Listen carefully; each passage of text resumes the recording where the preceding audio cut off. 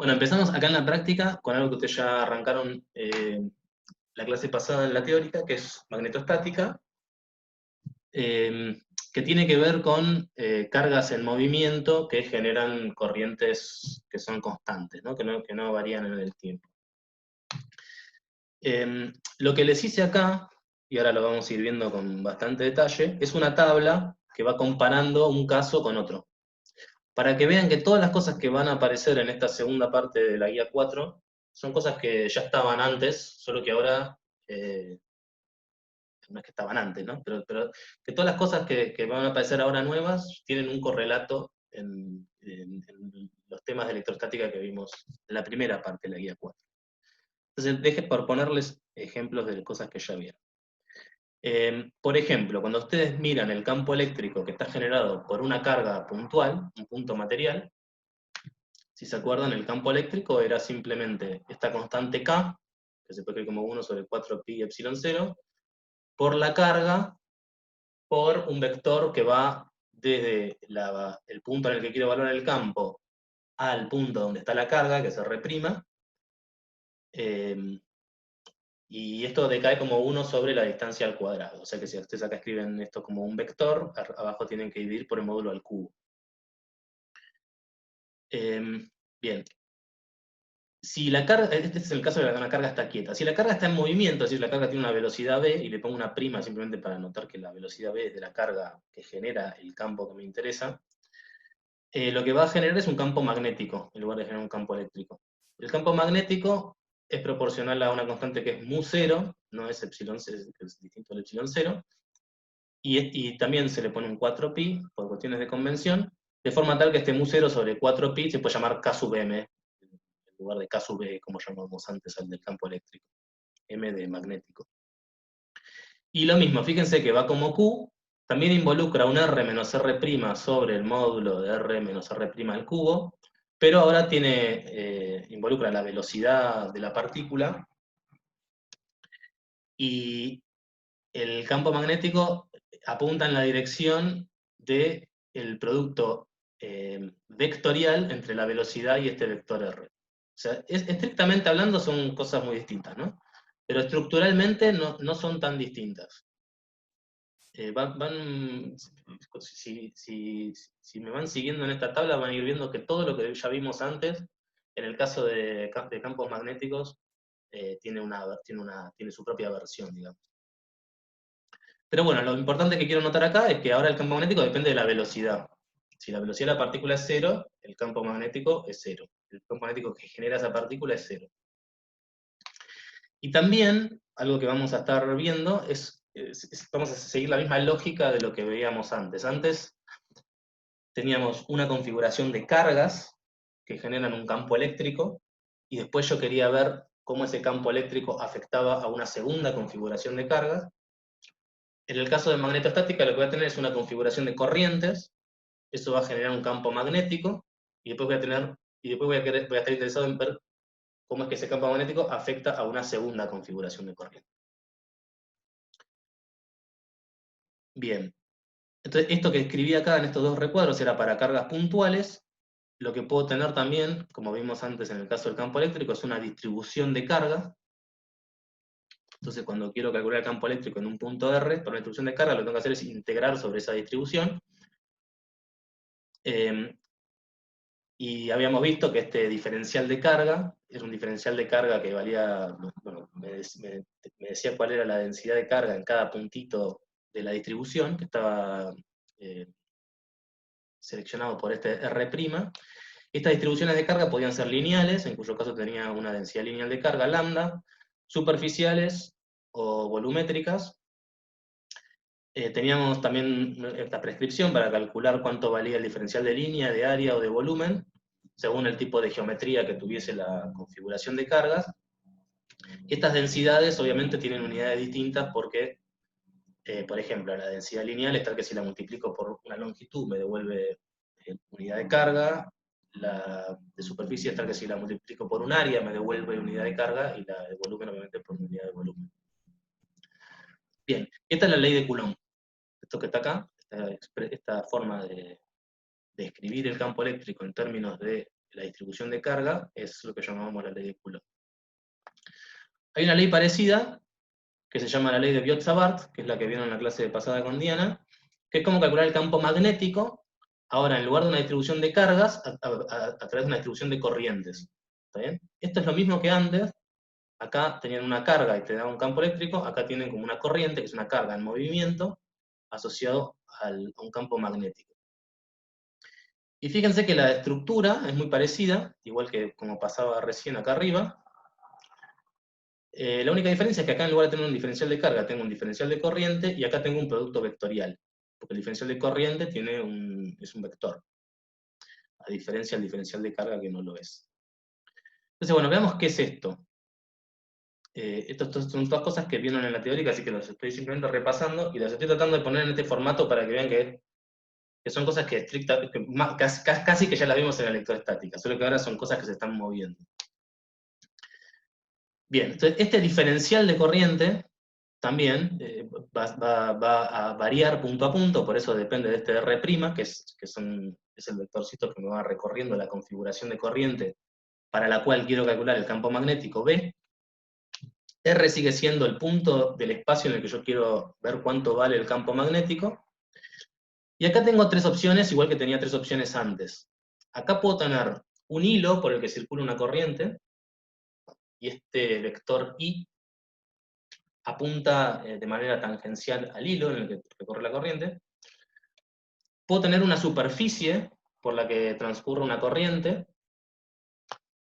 y la dirección sobre esa superficie en la que avanza la corriente está dada por este vector G.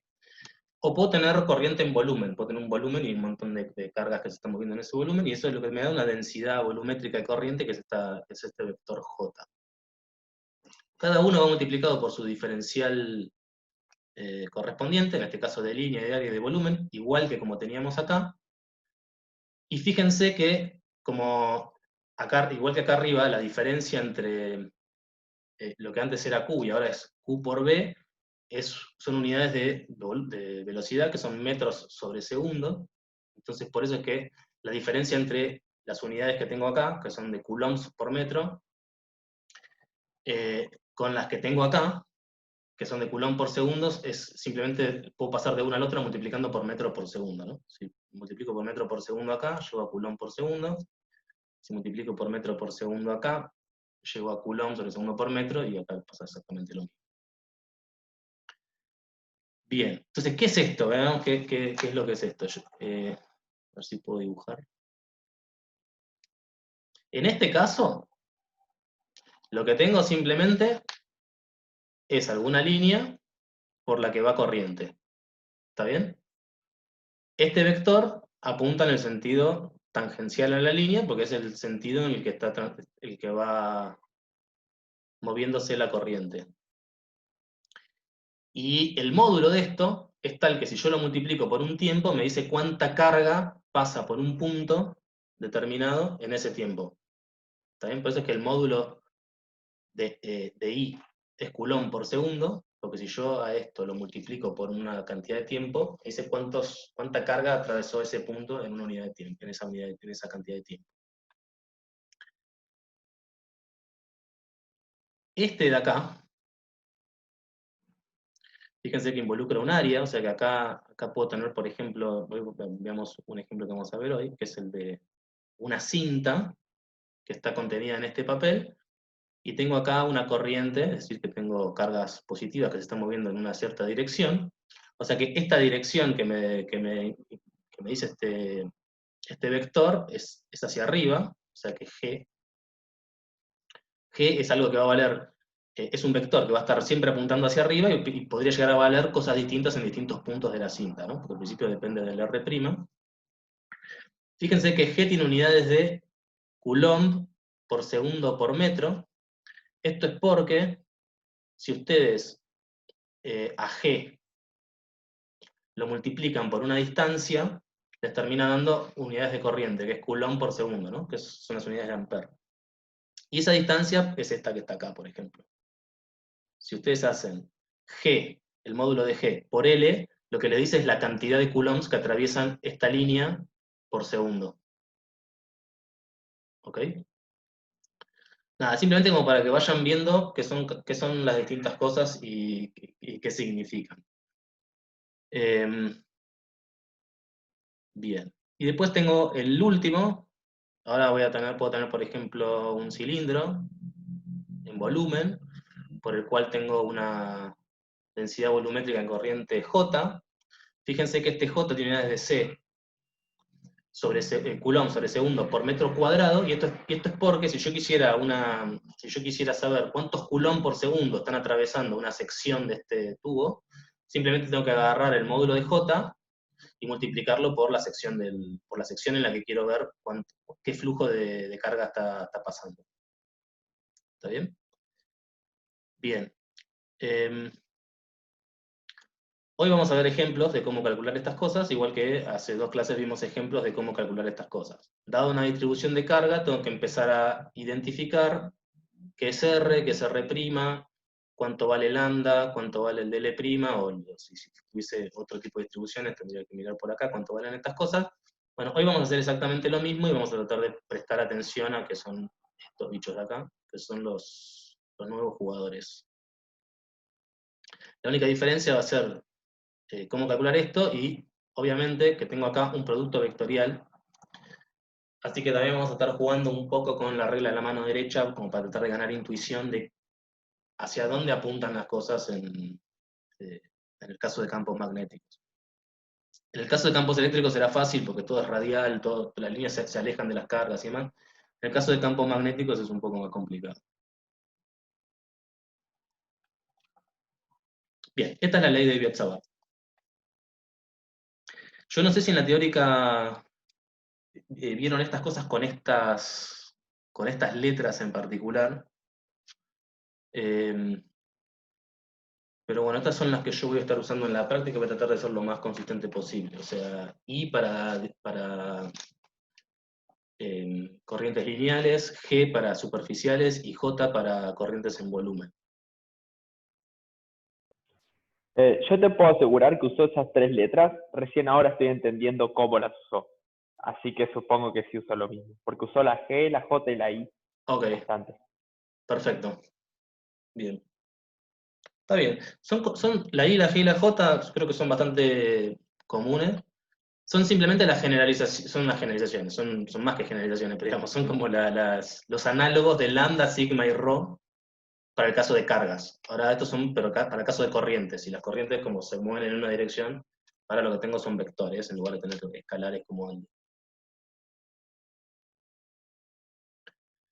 Bueno, otra cosa que tengo es la fuerza sobre cargas, es decir, como dije antes, por lo general planteamos a las cargas que están involucradas en un problema en dos grupos. Un conjunto de cargas es la que genera el campo, el segundo conjunto de cargas es la que siente al campo.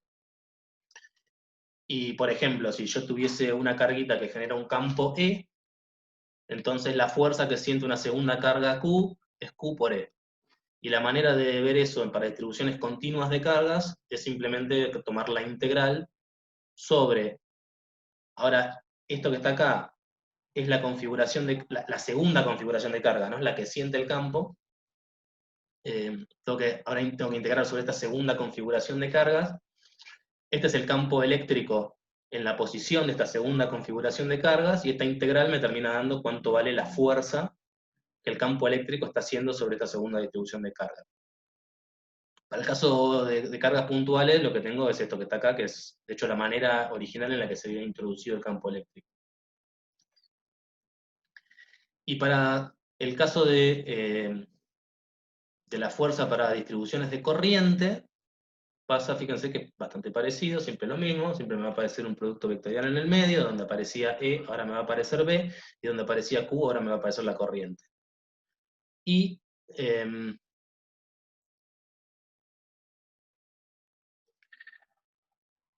bien, ¿y qué es esto entonces?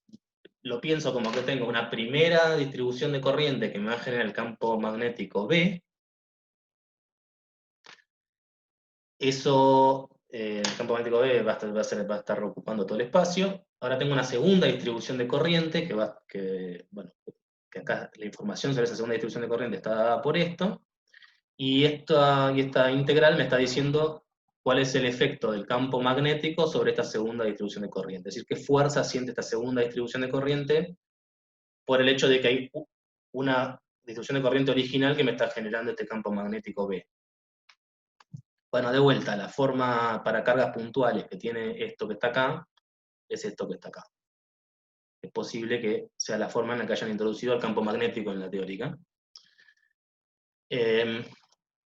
Y si suman estas dos cosas, porque en principio uno lo que puede tener es un campo magnético y un campo eléctrico en simultáneo, en ese caso, la fuerza total sobre una carga en movimiento es la fuerza eléctrica más la fuerza magnética, y la suma de estas dos cosas es lo que se suele llamar fuerza de Lorentz. Entonces, para estos recuadritos que tengo acá abajo a la derecha, esto es simplemente para cargas puntuales. Si tuviesen distribuciones de cargas, lo que tienen que hacer es usar estas integrales.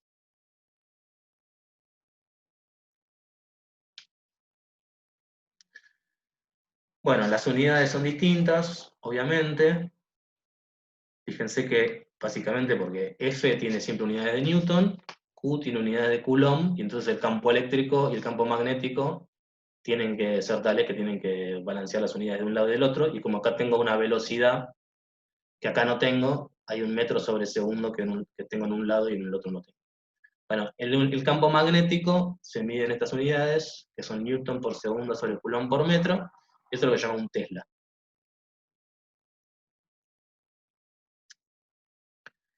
Bien, en electroestática habíamos visto que el rotor del campo E era cero, y entonces esto se podía ver agarrando la definición de E y tomándole el rotor.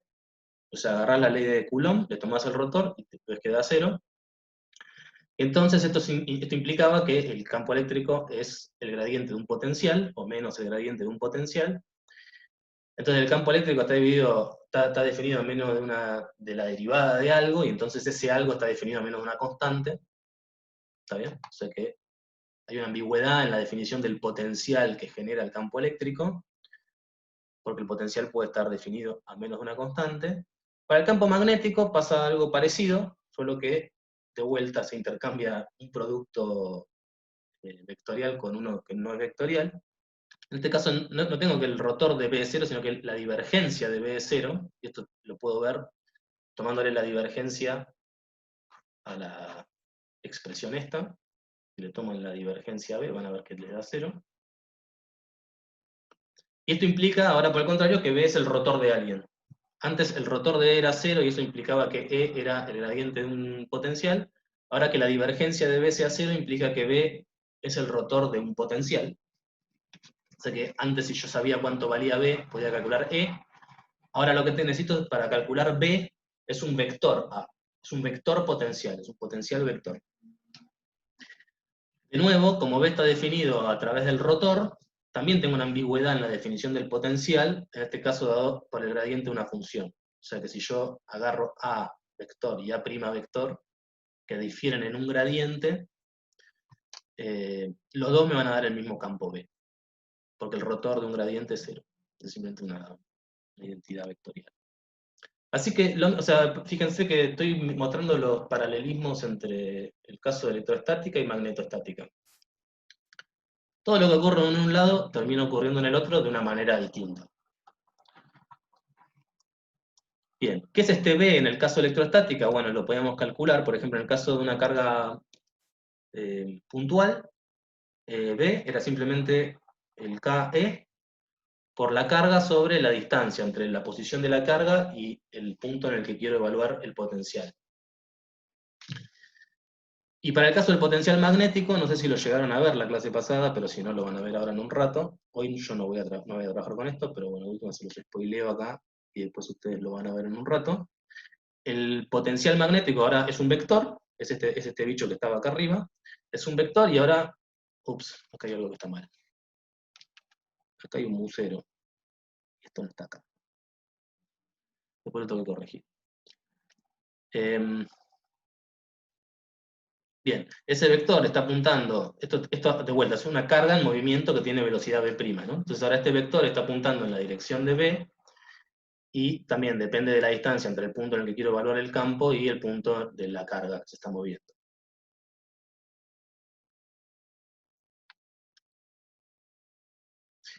Y lo mismo puedo hacer para distribuciones de carga, si se acuerdan cómo era la expresión para el potencial eléctrico en términos de una distribución de carga. Lo bueno de esto era que era más fácil de calcular que el campo eléctrico, porque no es un vector, sino que es un escalar.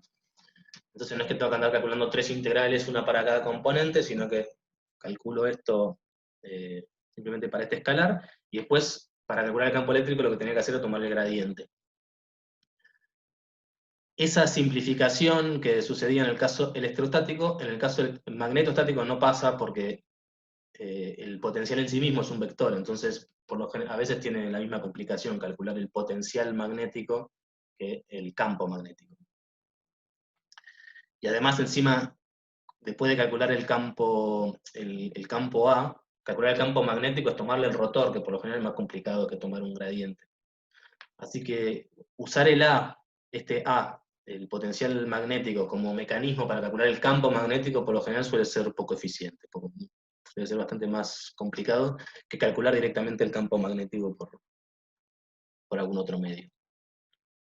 Por ejemplo, usando la ley de Biot-Savart. Bueno, y A tiene su expresión, fíjense que es muy parecida a la expresión de B, y lo mismo, donde antes aparecía algo relacionado con la corriente, ahora aparece algo, perdón, con la carga, ahora aparece algo relacionado con la corriente.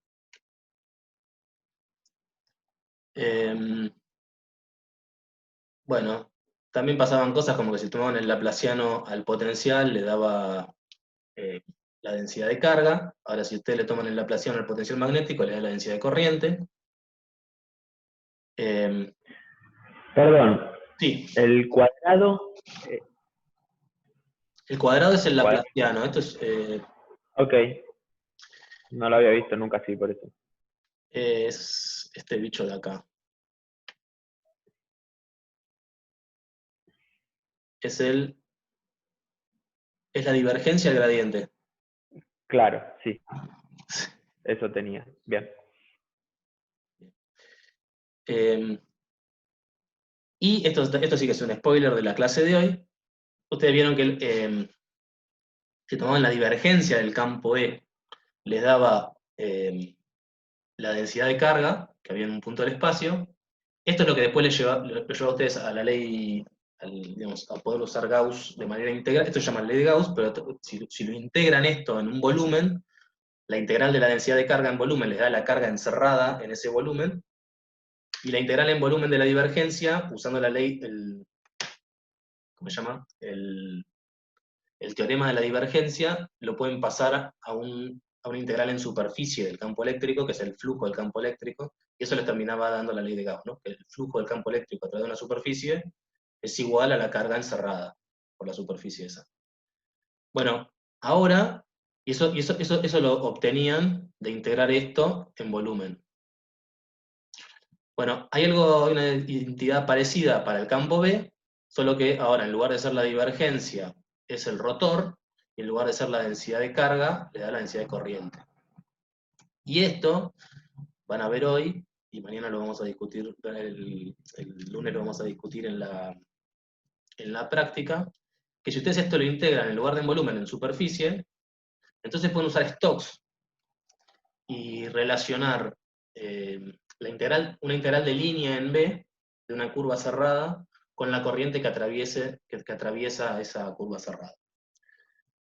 Y entonces también de vuelta, explotando todas las simetrías que tiene la configuración de corriente, vamos a poder encontrar simetrías para la configuración de campo magnético, y de toda esta integral de línea del campo B vamos a poder saber exactamente cuánto vale el campo B. O sea, es como una especie de ley de Gauss para magnetostática, se llama Ampère.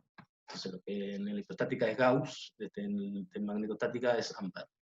Lo van a ver hoy, así que no se lo voy a spoilear mucho. Lo que sí quiero que vean es la diferencia entre el campo eléctrico y el campo magnético. En el campo eléctrico, la divergencia es igual a la distribución de carga, y el rotor es cero, mientras que en el campo magnético pasa lo contrario, la divergencia es cero, y el rotor es igual a la densidad de corriente. Y eso, si ustedes miran cómo se traduce eso en líneas de campo, hace que las líneas de campo del campo eléctrico sean completamente distintas a la línea de campo magnético. De hecho, si ustedes tienen la fuente de campo eléctrico, que es una distribución de carga, lo que hacen las líneas es o empiezan o terminan en esa distribución y se van, o a otras distribuciones o al infinito. O sea que son como líneas que divergen. ¿Está bien? O sea que hay una divergencia que es distinta de cero y que está dada por justamente por la densidad de carga. Esas son líneas que divergen. Mientras que la del campo magnético son líneas que circulan. Este rotor es como una especie de idea de circulación, y circulan la corriente. Es decir, si ustedes tienen una corriente, un hilo de corriente, lo que hacen las líneas de campo magnético es darle vuelta. Se encierran sobre sí mismas. Es decir, no empiezan ni terminan ni en el infinito, ni en la fuente del campo, a diferencia del campo eléctrico, que hace exactamente eso. O sea que son completamente distintas, y que sean distintas tienen que ver con estas identidades matemáticas, ¿no? que vectorialmente satisfacen ecuaciones completamente distintas. Bueno, entonces hoy la idea es tratar de ganar un poco de intuición sobre cómo es el campo magnético, dada una configuración de corriente, para dónde apunta, y una vez que yo sé para dónde apunta el campo magnético, poder darme una idea de qué tipo de fuerzas ejerce sobre una configuración de carga. Bien, si tienen preguntas sobre todo lo que acabo de contar, es un buen momento para hacerlas, porque ahora voy a pasar a un tema un poco distinto. Bueno, déjenme prender el video, porque ahora voy a tener que usar mi mano derecha. ¿Qué tal? No sé si usted... sí. Todos ven que esta es mi mano derecha, no logro darme una idea si puedo llegar a estar confundiendo a alguno por el tema del espejo del video. ¿Todos ven que esta es mi mano derecha? Sí, se entiende. Se entiende, bien. Perfecto. Bueno, para entender campos magnéticos, como hay productos vectoriales, sí o sí tenés que estar todo el tiempo haciendo cosas con la mano derecha. Por si sos físico tenés que estar viendo para dónde van las cosas, para dónde va la corriente, para dónde va la línea de campo, dada una velocidad y un campo, para dónde va la fuerza, y todo eso uno lo ve con la mano derecha. Entonces les quiero tratar de explicar cómo llegar a conclusiones simplemente moviendo la mano derecha y viendo para dónde te apunta algún dedo, después de moverla en alguna dirección. Veamos un ejemplo. Supónganse que tengo una carga Q' que se está moviendo en una dirección en particular, Z. ¿Está bien? Esto es como si fuese, entre comillas, una corriente hacia arriba, ¿no? Bueno, entonces, y supónganse que estoy en un instante del tiempo particular, ¿no? Entonces, el punto en el que el R' que me dice dónde está la partícula lo tomo igual a 0. Eso en un instante posterior va a dejar de valer porque la partícula se está moviendo, ¿no? Pero tomo la posición de la partícula como mi origen de coordenadas. Y quiero ver qué tipo de campo magnético genera en algún otro punto R, y voy a tomar coordenadas cilíndricas. Como tengo una dirección privilegiada que es Z, que es el movimiento de la partícula, voy a estar suponiendo que voy a tener como una especie de simetría alrededor de esa dirección. Entonces, la velocidad de esta partícula Q' va a ser B', y que va a ser B' en Z versor, o sea, va a estar yendo hacia arriba, y el punto en el que yo quiero calcular el campo magnético va a ser R vector, que es R en R versor y Z en Z versor, ¿no? O sea, estoy mirando ahora esto en componentes cilíndricas. O sea que R es la distancia entre el punto en el que quiero evaluar el campo y el eje Z.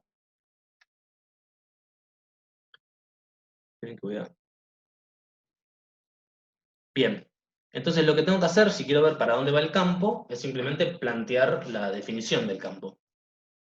La definición del campo, si van y miran en la tabla de arriba, les da mu0 por mu0 sobre 4pi, este era el K del campo magnético, por la carga que genera el campo, que es Q', por la velocidad de esa carga, que es V', y ahora tengo un producto vectorial de R menos R'.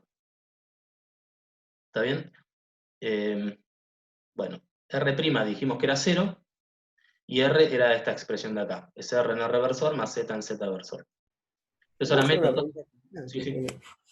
Me está mareando ahora, porque al principio nosotros hicimos como una tabla comparativa entre electrostática y magnetostática. Sí. Pero la R' en electrostática era la descripción de tu distribución de carga. Acá es al revés, ¿no? ¿Por qué vos No, estás diciendo cosas? no. O sea, esto podría ser... A ver, vamos arriba. Aviso, puede ser que tenga que ver porque no llegué a ver las últimas dos teóricas por el Ok. tema operatorio, pero Lo que estoy mirando ahora es esta que está acá.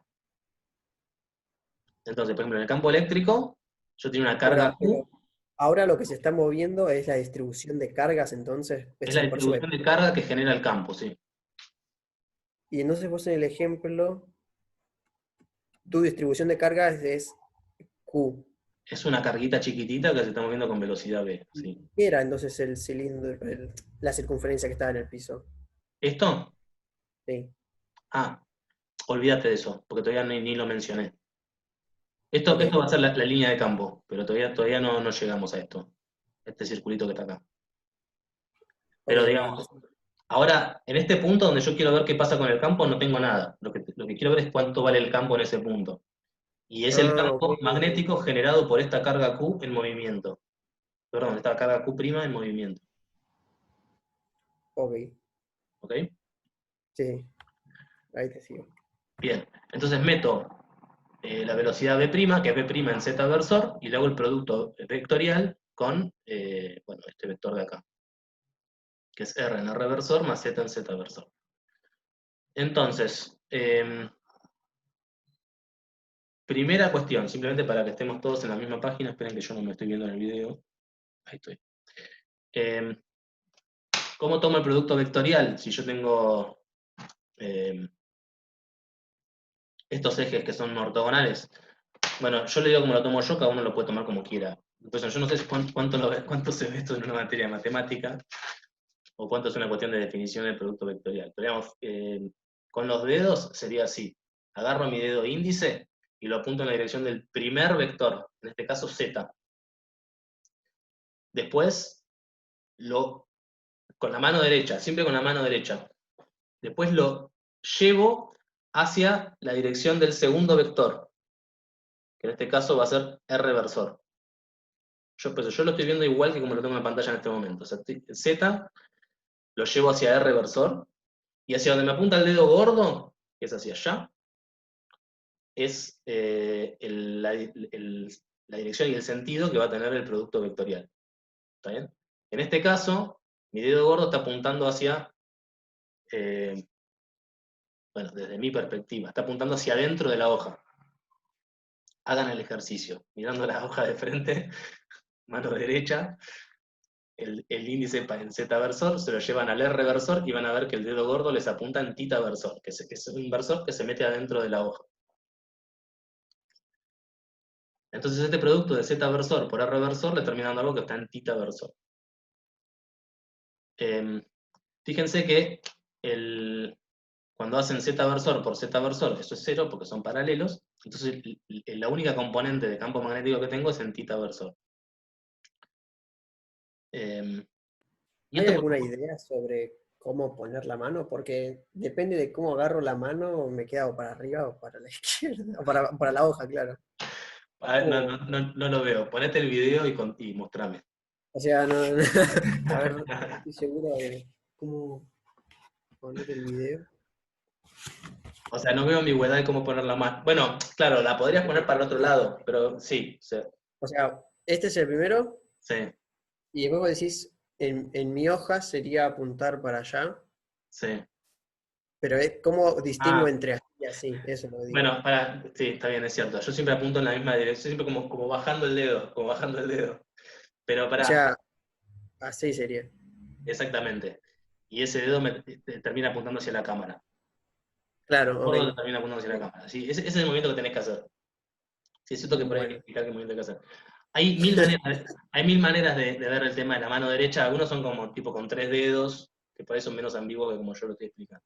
Pero simplemente para verlo rápido. Apunto con el primero, bajo la mano, y para donde me queda el dedo gordo es el sentido del producto vectorial. Ok, bien. Yo Bien. ya te seguí. Bien. Entonces, bueno, fíjense que apunta en tita versor. O sea que el campo magnético que genera esta partícula que se está moviendo es en tita versor. O sea que, fíjense que es algo que siempre está apuntando en una dirección ortogonal al eje Z, y como que lo empieza a circular. Lo circula. Entonces esto me lleva a la segunda cuestión intuitiva, de cómo me anticipo yo a dónde va a ir el campo magnético, sabiendo cuál es el sentido de la carga, el sentido de la corriente. Y eso también, de vuelta, con mano derecha.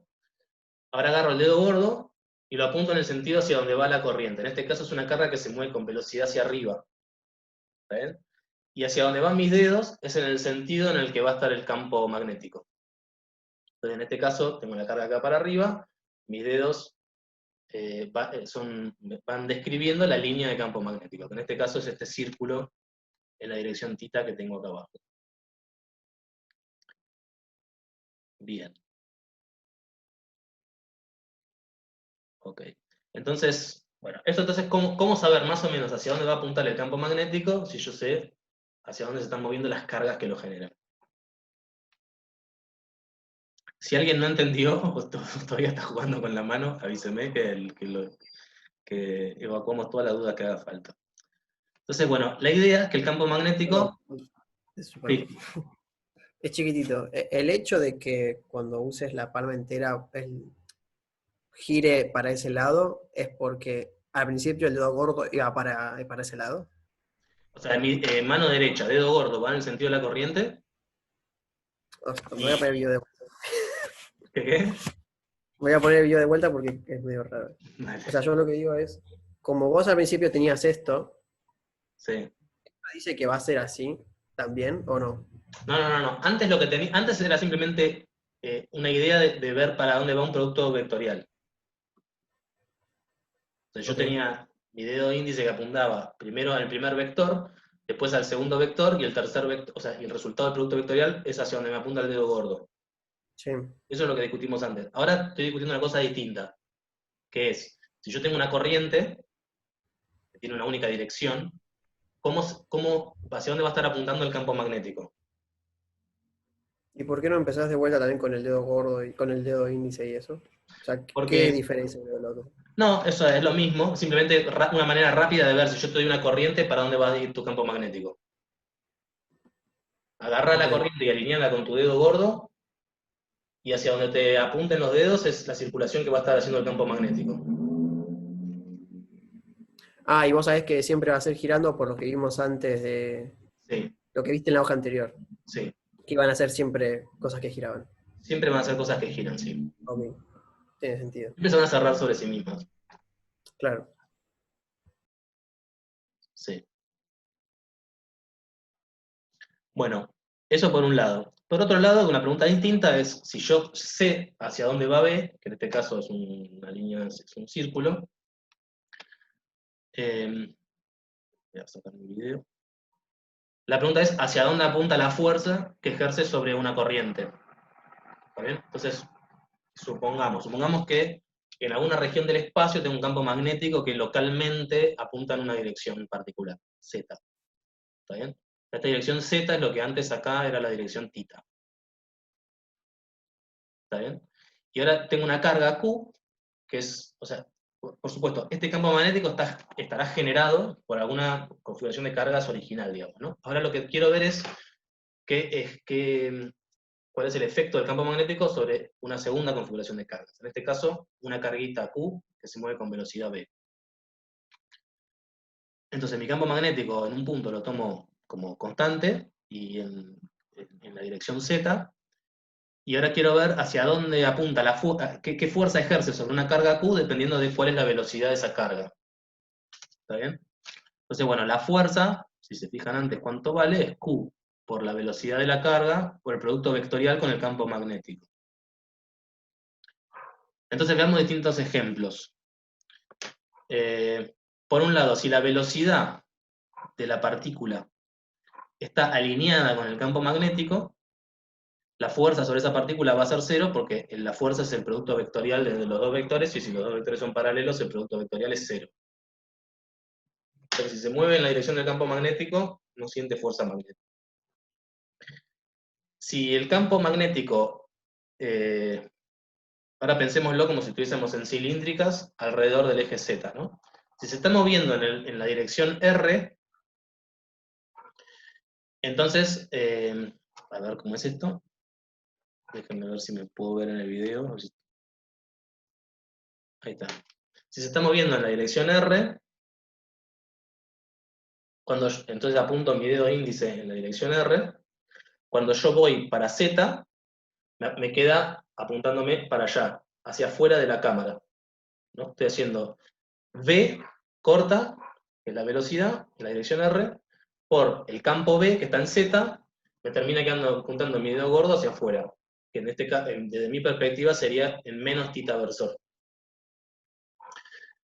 Entonces, si tengo el campo eléctrico hacia arriba y se está moviendo perpendicular al campo eléctrico, lo que hace el campo eléctrico es trata de torcerlo, le hace una fuerza perpendicular, tanto al movimiento de la partícula como al campo magnético.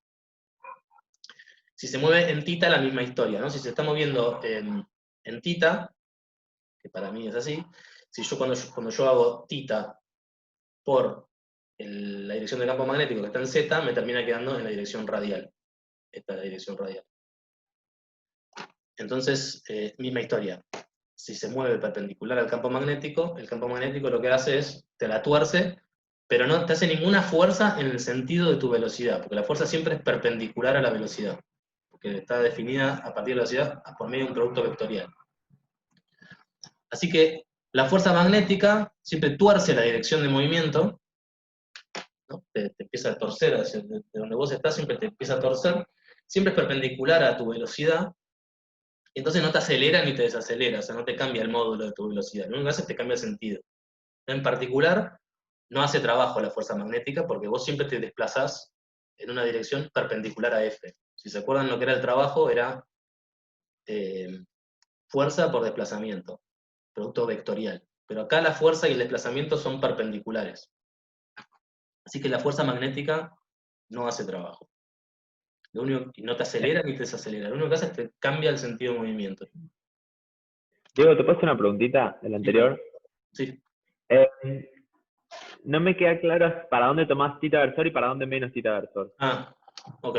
Este es mi ángulo tita. Aumenta hacia allá. Así que si estoy acá, por ejemplo, en I, tita va a ser para allá.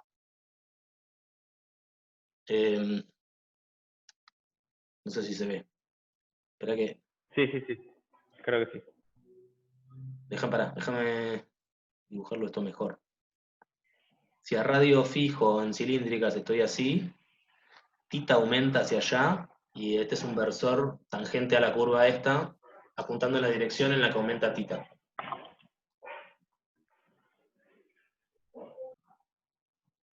¿Se ve?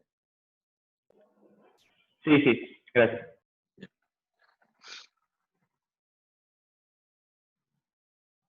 Bueno, pues ahora veamos ejemplos. Voy a hacer 3 ejemplos.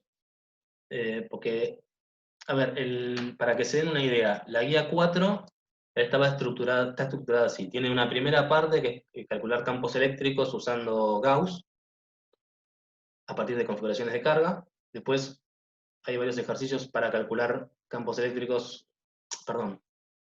usando Coulomb, la ley de Coulomb, o sea, por integración directa. Después hay varios ejercicios para calcular campos eléctricos usando Gauss. Después hay varios ejercicios para calcular campos magnéticos usando Biot-Savart, que es lo que vamos a ver hoy. Y la clase que viene vamos a ver cómo calcular campos magnéticos usando Ampère, que es como la especie de análogo con Gauss. Ahí también te usar simetrías y ver, en lugar de ver qué tipo de curvas gaussianas tomás, hay que ver qué tipo de superficie gaussiana tomás, hay que ver qué tipo de curvas de Ampère se toman en ese caso. Hoy vamos a ver Biot-Savart, que es calcular campo magnético por integración directa. Es fuerza bruta. Yo tengo una configuración de corrientes determinada y voy a parametrizarla y calcular la integral para ver cuánto vale el campo magnético en un punto del espacio. Bueno, ya puedo sacar el video. Si no se me traba. Bien. Entonces vemos varios ejemplos. El primer ejemplo dice así. Me sugirieron en la semana tratar de no hacer ejercicios de la guía, así quedan más ejercicios para que hagan ustedes, y me pareció un planteo súper razonable. Así que ninguno de los que yo ejemplos que voy a dar hoy están en la guía. Son todos ejemplos que saqué de otros lugares. Entonces, el primero es calcular la fuerza por unidad de longitud entre una cinta infinita de ancho A. O sea, tengo una cinta, que es esta.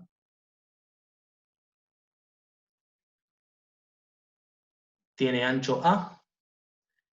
Y circula una corriente, una densidad de corriente G. Acuérdense que G es como la generalización del sigma para el caso de corrientes. Esto es una superficie, así que tengo una densidad de corriente G.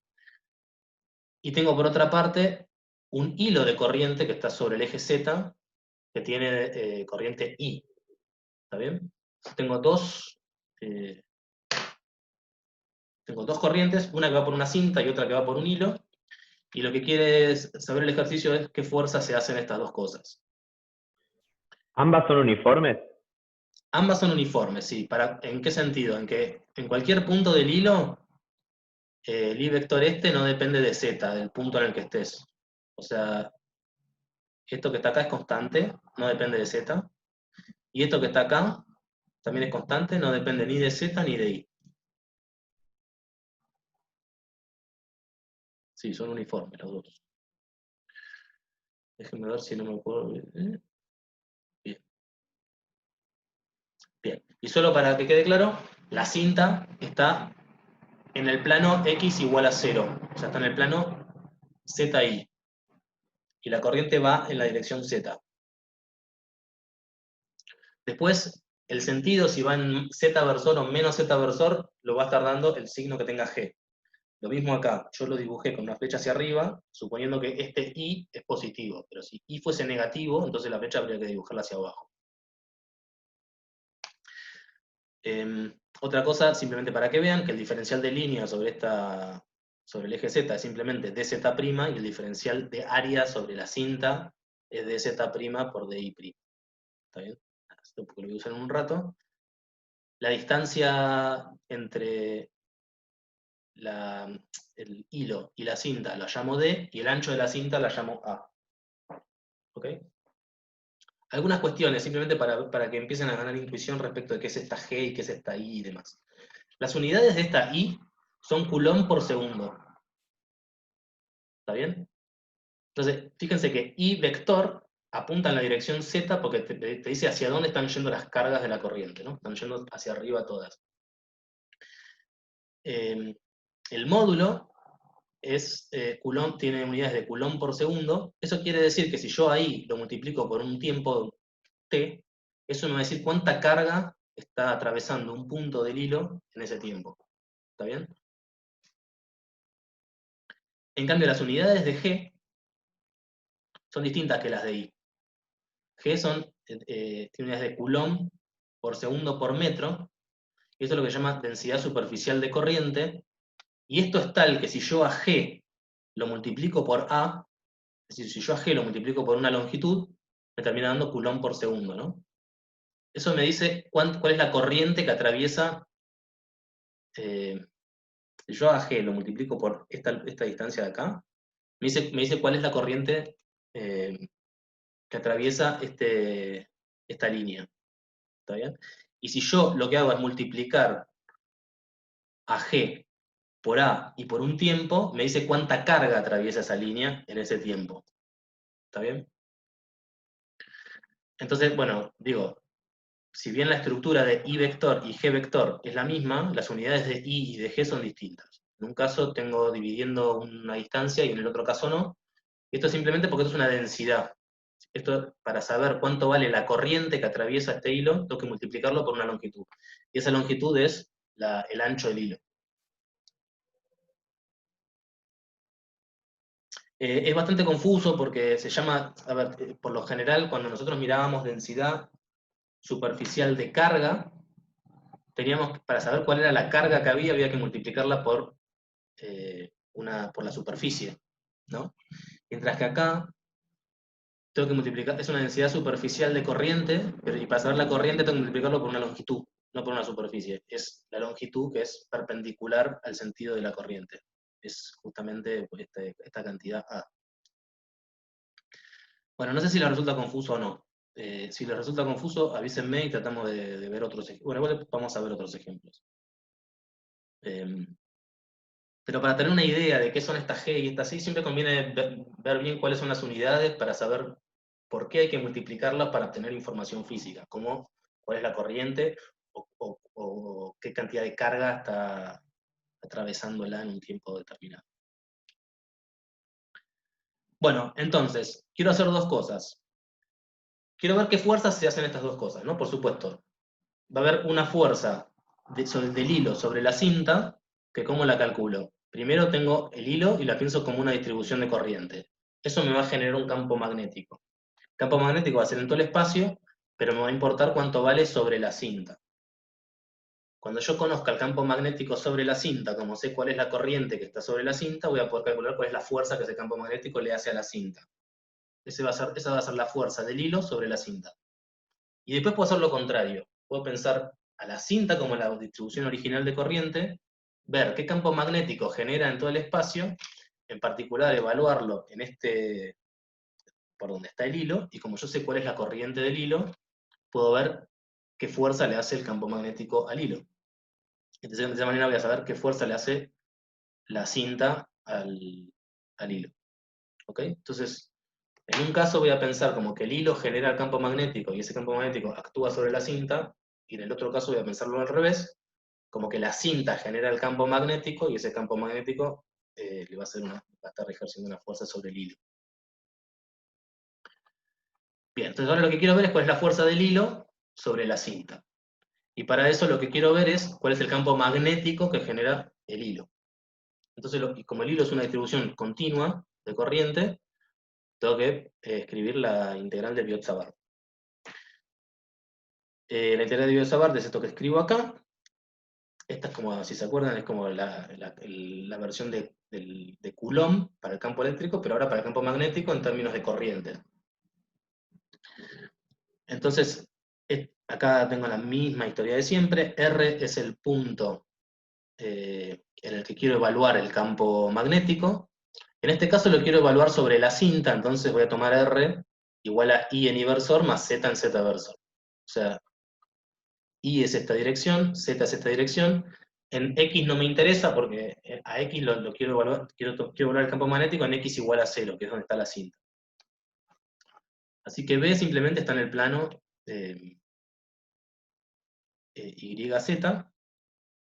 Y R' es el vector que recorre el hilo, ¿no? Este es el campo magnético generado por el hilo. Entonces, este es el R' es un vector que recorre el hilo, y entonces va a ser Z' en Z versor, porque yo al hilo lo tengo alineado con el eje Z.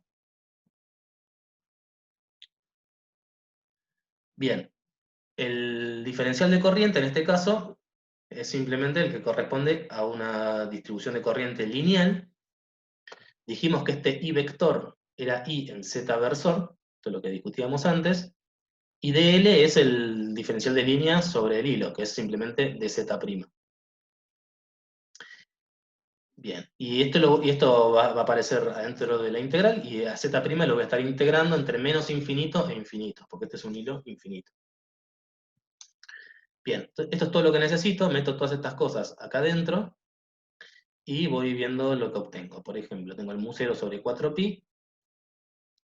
Ahora esta integral va a ser una integral sobre el hilo, o sea que va a ir de entre menos infinito a infinito. Esto que está acá,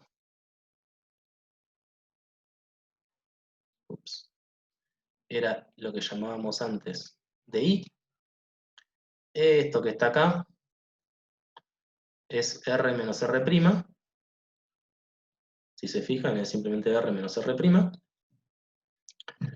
Y esto que está acá es el módulo de R menos R' al cubo.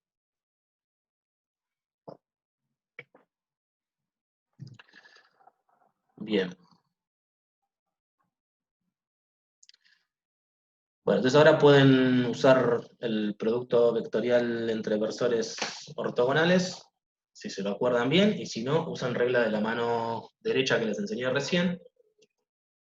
Por supuesto, z versor con z versor son paralelos, así que el producto vectorial es 0. Lo único que me queda es z versor por y versor. Z versor por y versor apuntan menos x versor. Es un versor que se mete hacia adentro de la hoja. Bien. Y es constante, así que puede salir para afuera de la integral. Y termina quedando una integral en z'. Para resolverla, lo que conviene hacer es hacer este cambio de variable, llamar u a z' menos z. En este caso, como z es finito, no altera los extremos de integración, que siguen yendo entre menos infinito e infinito. Este 2 lo borré y se ve acá, pero este 2, no tiene, este 2 está borrado, no tiene que estar acá. Así que olvídense de este 2. Lo puse porque, a ver, bueno, para pasar de acá a acá, lo que pienso es lo siguiente, este menos lo saco para afuera, así que me queda este menos de acá, y este 2 tiene que ver con que esto es una función par, alrededor de u igual a 0, y entonces en lugar de integrar entre menos infinito e infinito, multiplico por 2 e integro entre 0 e infinito. Bien, cuando miran esta integral, la integral les da esto que está acá, esto lo pueden buscar en una tabla, y esto, cuando lo evalúo entre infinito y 0, les termina quedando esto que está acá. Entonces, el campo magnético, este es el campo magnético generado por el hilo, depende de I, que es la distancia al hilo, porque yo estoy mirando cuánto vale el campo magnético sobre el plano ZY, ¿está bien? La dirección Y es la distancia al hilo, y apunta en la dirección de X versor, de menos X versor. Fíjense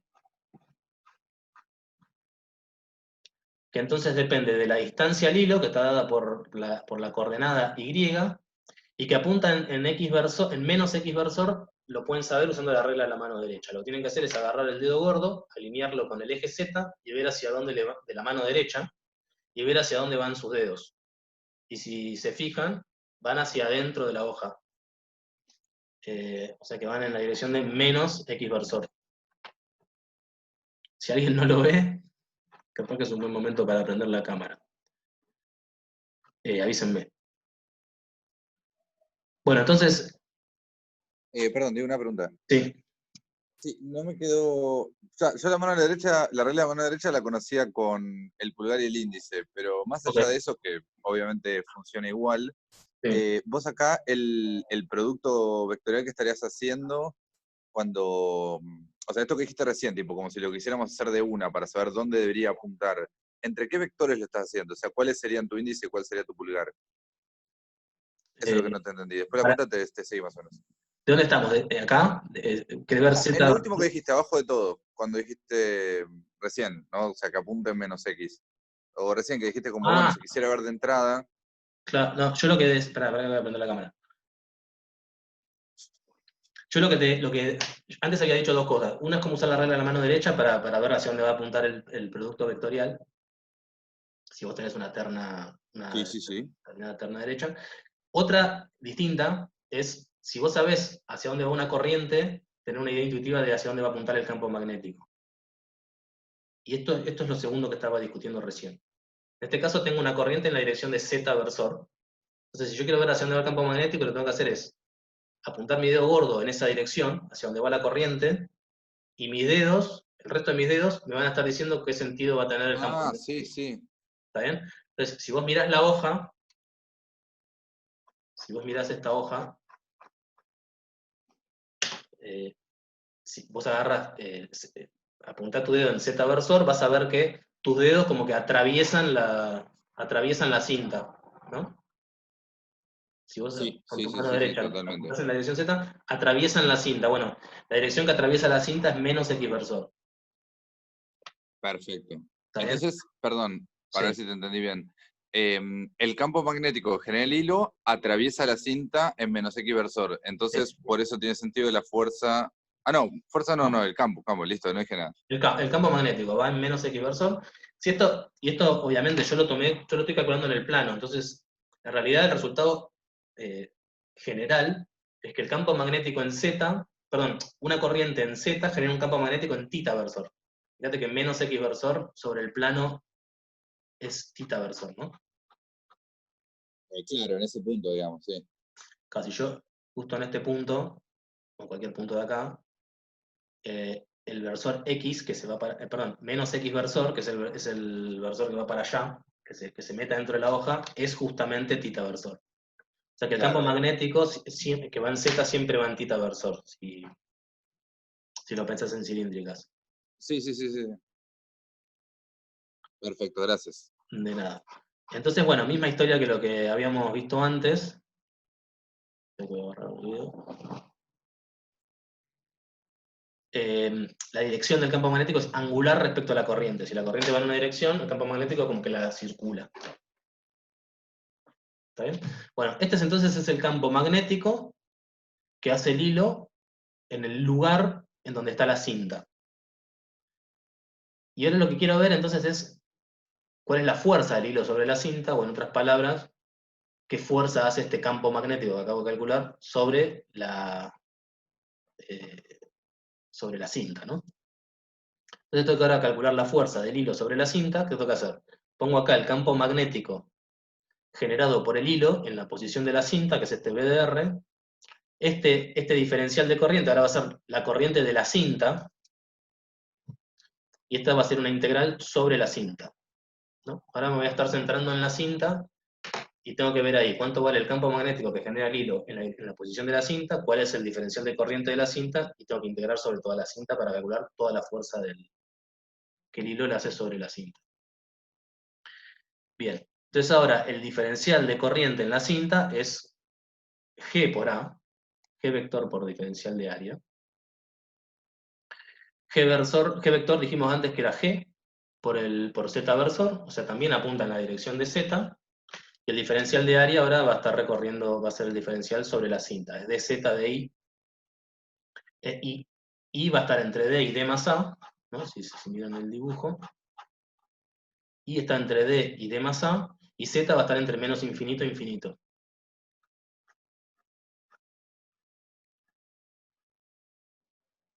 Bien, entonces cuando meten estas expresiones acá adentro, simplemente escriben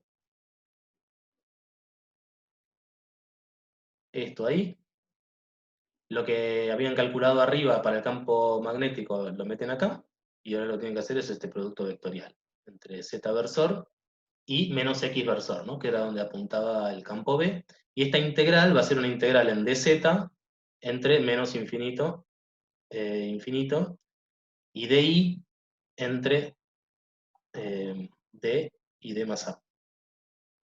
¿Está bien?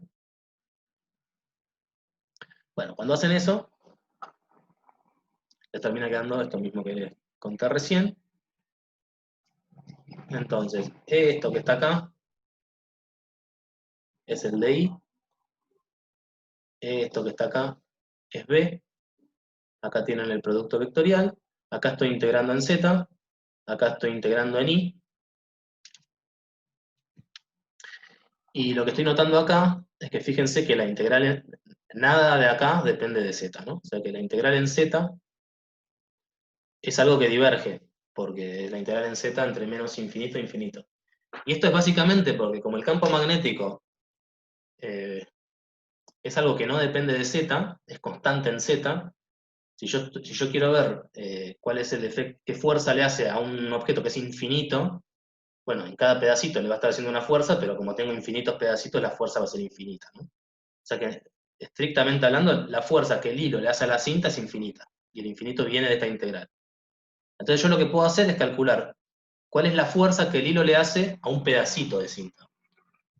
Entonces, esto que está acá, lo llamo L, y lo paso dividiendo. Eso me da la fuerza que el hilo le hace a la cinta por unidad de longitud de la cinta. O sea que este cociente es tal que si yo lo multiplico por una cierta longitud, me está diciendo qué fuerza le hace el hilo a ese pedazo de cinta. Si yo quiero multiplicarlo por la longitud total de la cinta, tendría que multiplicar este resultado finito por infinito. Entonces me devuelve el resultado original de que la fuerza es infinita. Entonces es como una especie de densidad de fuerza. Como tengo un objeto infinito, la fuerza que le hacen a ese objeto es infinita, pero puedo ver qué fuerza le hace a un pedacito de ese objeto. ¿Está bien? Lo que estoy mirando, ¿cuál es la fuerza por unidad de longitud que el hilo le hace a la cinta?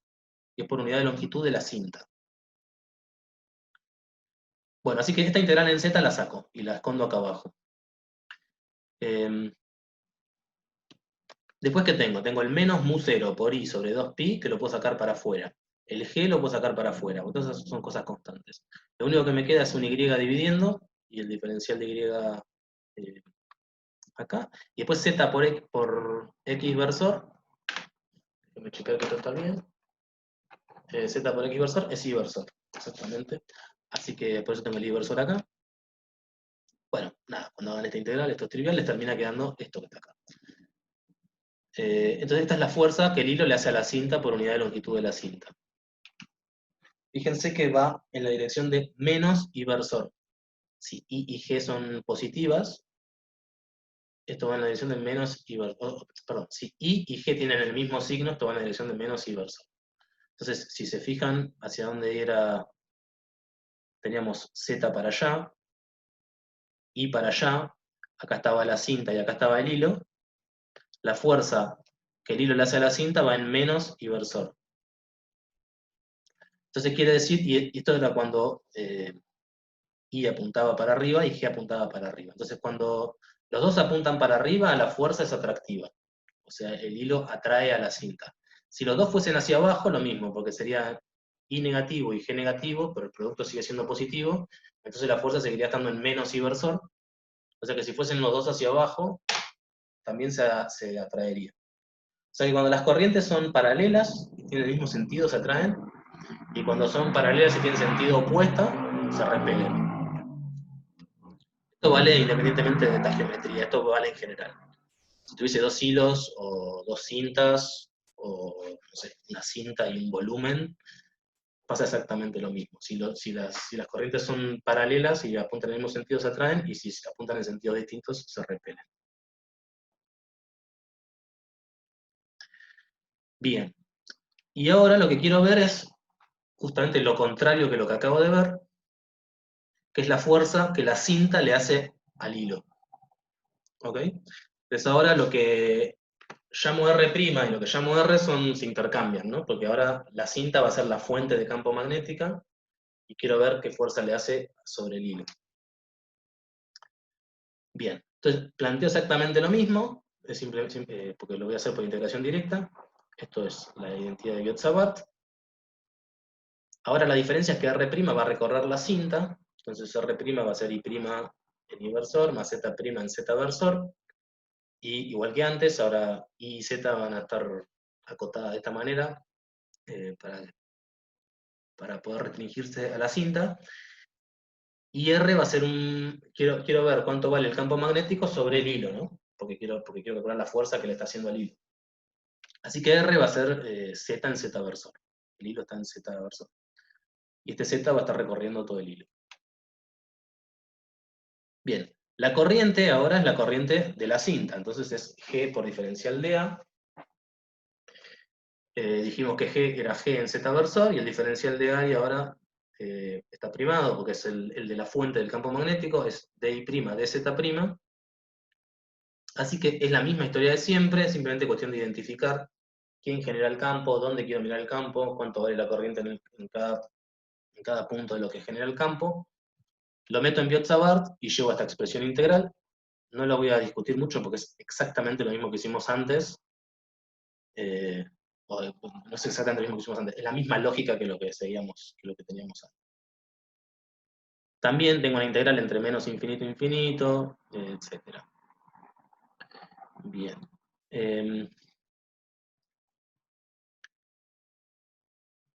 Cuando hacen la cuenta les termina quedando el campo magnético y les termina quedando esta expresión de acá. Fíjense que el campo magnético ahora apunta en X versor.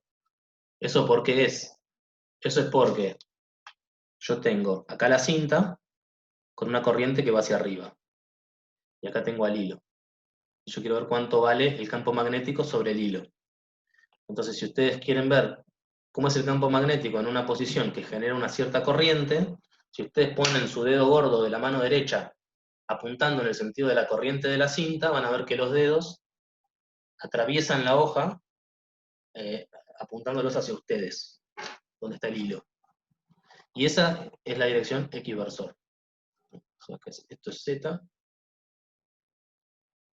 esto es Z, esto es Y, y esto es equiversor. Los dedos van a estar apuntando en esta dirección. Si acá tienen... Perdón, Diego. Sí. Este pensamiento no te lo entiendo. Entiendo que el pulgar lo apuntás para arriba, lo que no entiendo es dónde arrancan los dedos a girar. No, o sea, no a girar, sino a apoyar la punta de tus dedos en el lugar en el que querés ver hacia dónde apunta tu campo magnético. ¿Cómo?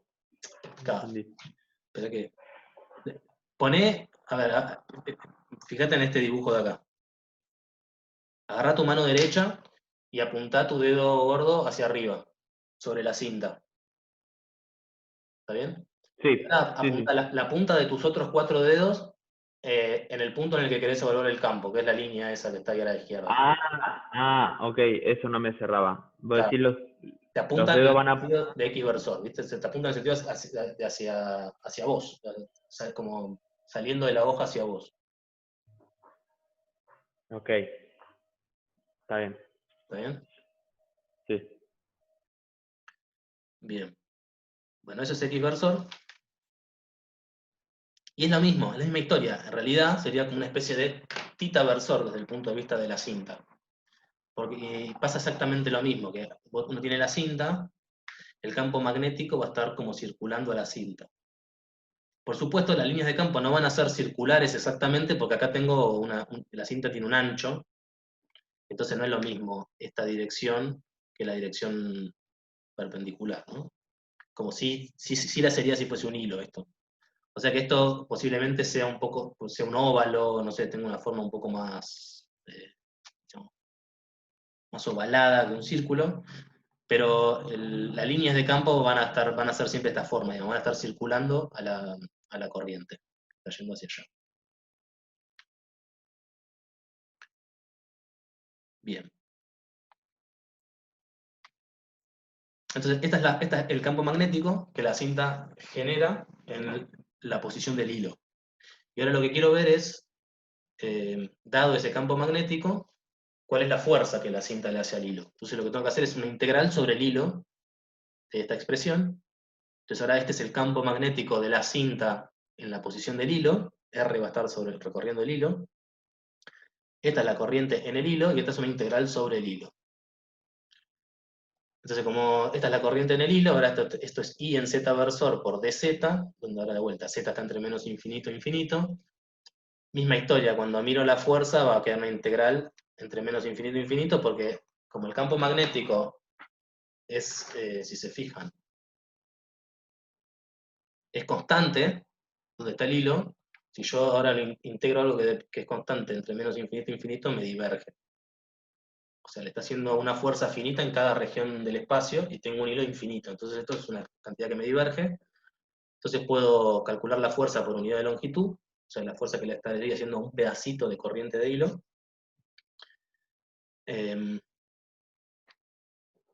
Bien, y no tengo ni siquiera que integrar porque todo esto que está acá no depende de z, entonces simplemente es cuestión de reagruparlo. Z vector versor por x versor apunta en la dirección de y versor. Y bien, y entonces fíjense que desde el punto de vista del hilo, si esta es la cinta, esta es la fuerza que la cinta le hace al hilo, apunta en la dirección de y versor, que es esta dirección que habíamos escrito acá. O sea que de vuelta se atraen. O sea, si los dos van para arriba o los dos van para abajo, o sea, que el producto este es positivo, en este caso las dos se atraen. Y misma historia, si tuviesen signo contrario y G, esto estaría en la dirección de menos inversor, entonces estarían repeliendo. Y fíjense que justo en este caso son como una especie, funcionan como una especie de fuerza de par, digo, de acción y reacción, porque la fuerza que la cinta le hace al hilo es menos la fuerza que el hilo le hace a la cinta. Pero esto es pura y exclusivamente porque son paralelas. Si estuviesen inclinadas o una estuviese yendo en una dirección y la otra tuviese una corriente en otra dirección, no es más cierto que la fuerza que uno le hace al otro es menos la fuerza que el otro le hace a uno. O sea que esto de la tercera ley de Newton con respecto al campo magnético no vale. Y de hecho hay un ejercicio en la guía en la que se puede ver eso explícitamente, que déjenme que le diga cuál es. El problema 18, si hacen el problema 18, van a ver que lo que uno esperaría que fuesen pares de acción y reacción, en realidad no lo son. Diego, perdón, tiraste una re polémica. O sea, ¿son leyes de la mecánica las de Newton? No, no valen acá. No, o sea, lo que está pasando acá es que el campo magnético. A ver, ¿cuál es el resultado de que no sean fuerzas que sean de pares de acción y reacción?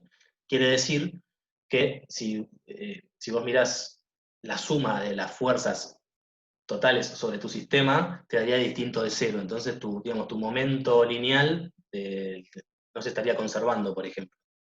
Y eso es básicamente porque en ese tipo de casos el campo magnético se lleva a momento lineal. El campo magnético como un protagonista también, entonces como un tercer protagonista que tiene su propio momento, su propia energía y demás, y no la estamos viendo en esta cuenta. Por eso es que, como que si restringís el problema simplemente al de dos partículas, te estás perdiendo información, porque no solamente tenés las dos partículas, también tenés el campo. Y es el conjunto completo el que tiene que ser conservativo. Y el conjunto completo sí lo es. El conjunto completo lo es, claro. Sí. Si vos mirás las ecuaciones de Maxwell en general, con sus fuentes y demás, ahí podés definir adecuadamente leyes de conservación. Ah, ok. O sea, esto tiene más que ver con que estamos recortando mucho el problema, digo. Sí, sí, sí. Ok, ok. Gracias.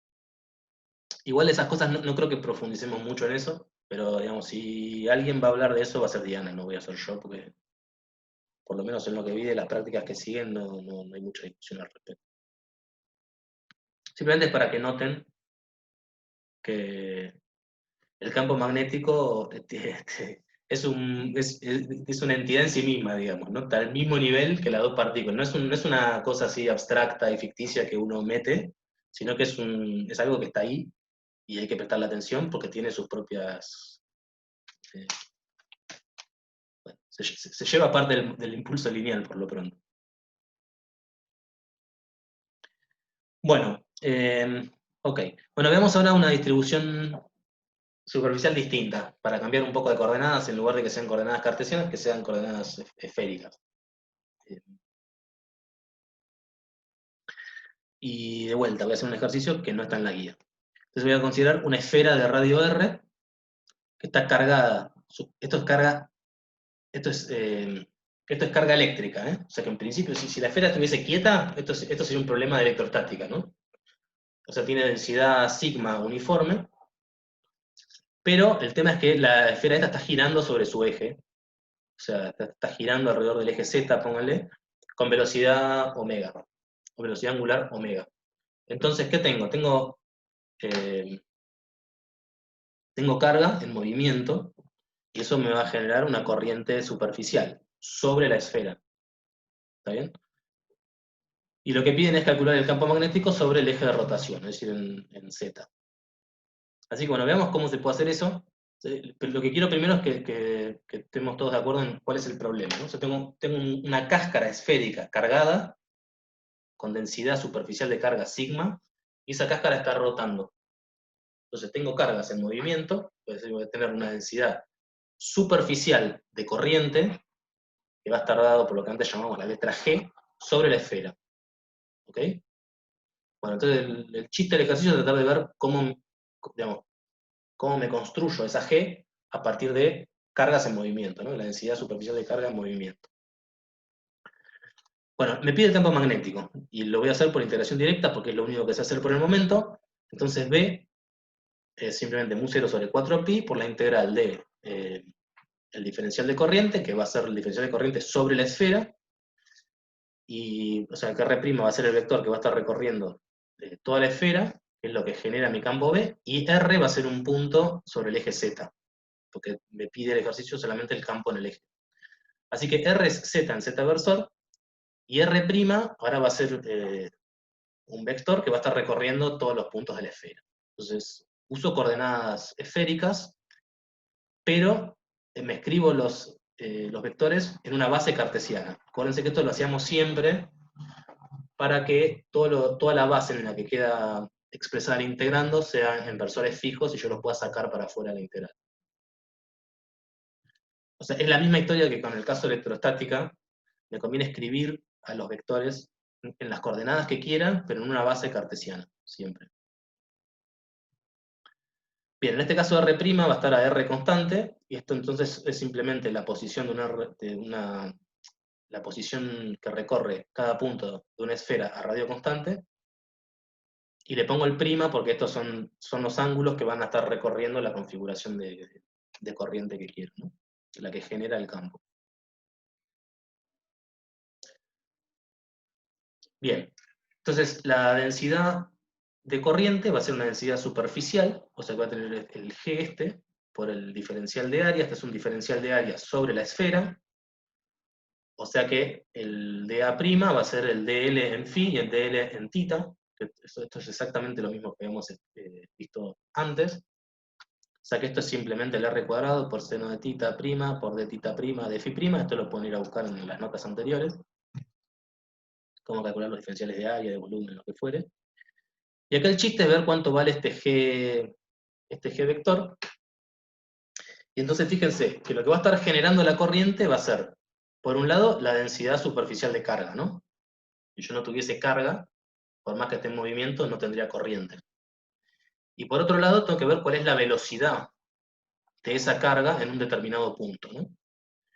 Entonces fíjense, por un lado, en coordenadas esféricas, la velocidad de un punto cualquiera sobre la cáscara va a estar en phi versor.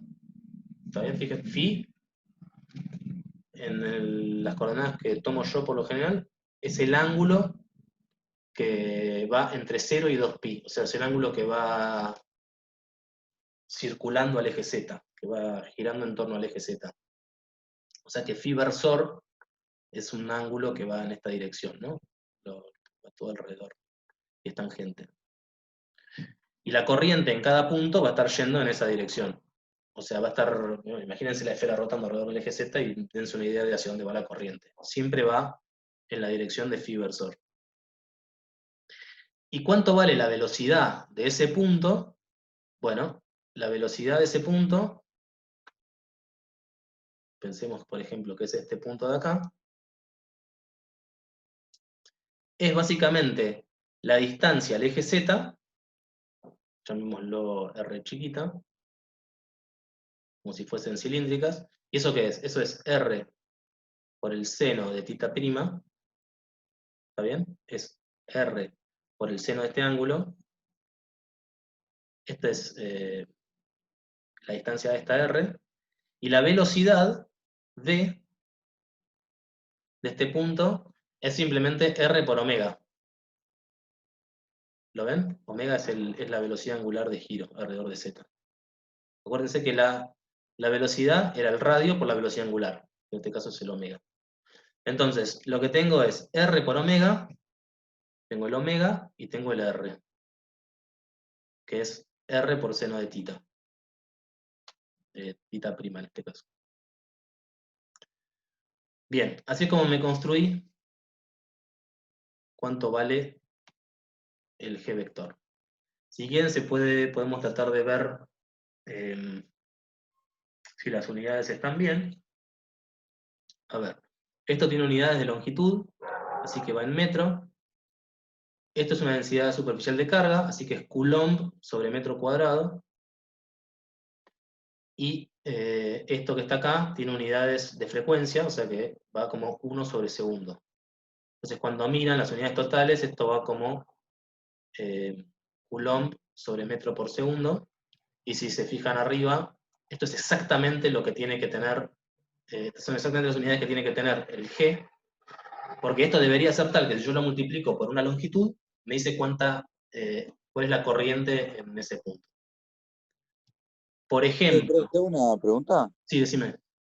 Bueno, justamente acá estás chequeando lo del tema de las unidades, el tema de que más allá de que suena razonable lo que hiciste, ¿cómo me podría haber dado cuenta? O sea, el tema de las unidades suena una buena idea, pero qué sé yo, por ahí le pego de casualidad a las unidades y no tiene sentido lo que estoy haciendo. ¿Entendés?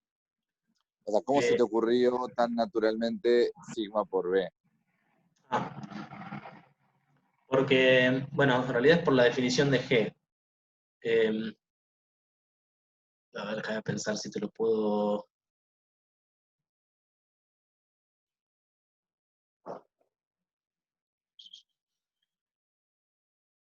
Bueno, varias cuestiones. A ver, empecemos por el principio. Primero, tiene que ser proporcional a sigma, ¿está bien? Porque tiene que ser proporcional a la corriente que pasa por el punto, o por, Sí. por el diferencial de área. Así que vaya con esto es razonable.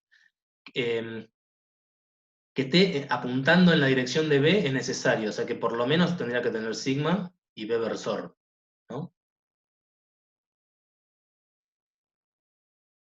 Porque es Sí, un sí, vector que claro, apunta porque en la como que las dirección cargas se están en la que se moviendo en la mueve la dirección en la carga. que se mueve B, digamos. Claro, en la que se mueve la carga. Como que diferencialmente hay corrientitas en la dirección esa tangencial, digamos. Sí.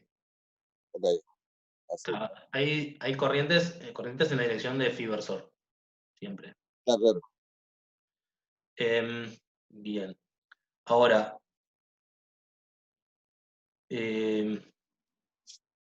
debería ser proporcional, además, al módulo de B', porque, déjame pensar un poco más esto.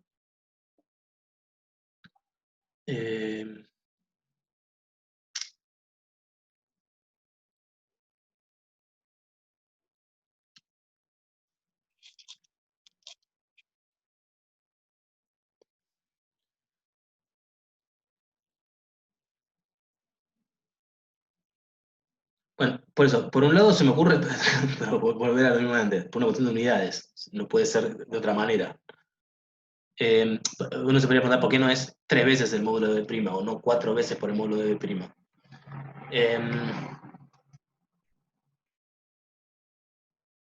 Es posible que lo que uno tenga que hacer para estar 100% seguro de que este es el resultado correcto es... sí, me parece que eso es lo que hay que hacer.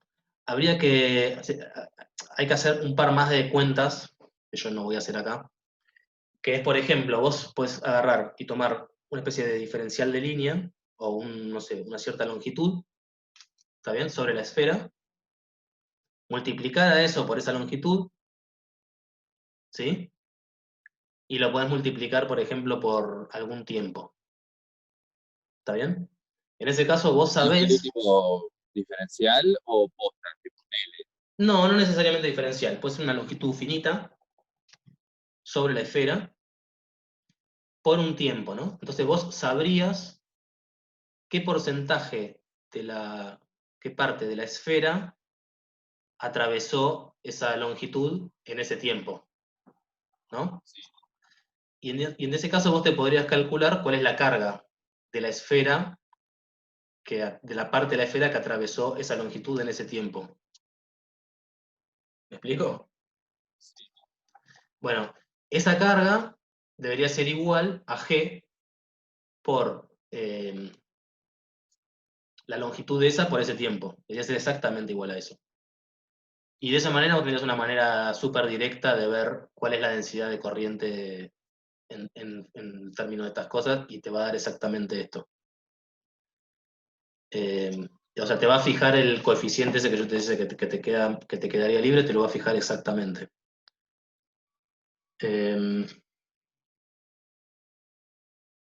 Y es muy garrón.